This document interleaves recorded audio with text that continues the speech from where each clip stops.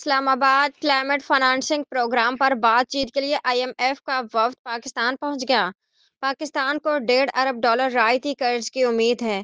تفصیلات کے مطابق IMF کے ساتھ 25ویں نئے قرض پروگرام کے لیے تکنیکی وفد کلائمیٹ فنانسنگ پر مذاکرات کے لیے پہنچ گیا۔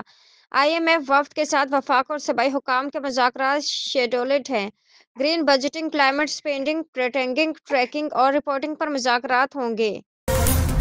وزیراعظم شہباز شریف کے دورہ باکو کے دوران پاکستان اور آذربائیجان میں $2 ارب کی سرمایہ کاری معاہدوں پر اتفاق ہوا ہے۔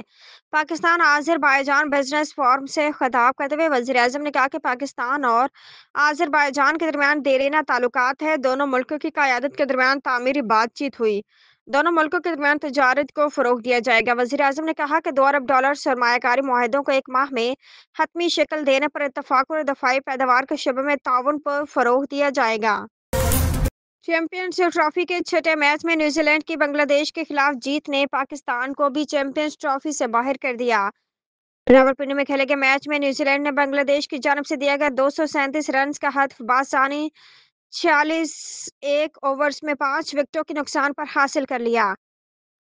کیوی بیٹر راجن رویندرا نے کم بیک کرتے ہوئے شاندار 112 رنز کی اننگز کھیلی۔ ٹام لیتھم 55 رنز بنا کر نمایاں رہے۔ اقوام متحدہ کی سلامتی کونسل نے روس مخالف تمام ترامیم مسترد کرتے ہوئے یوکرین سے متعلق امریکی قرارداد منظور کر لی۔ چین، امریکہ، پاناما، پاکستان، الجیریا، کوریا اور روس نے قرارداد کے حق میں ووٹ دیے۔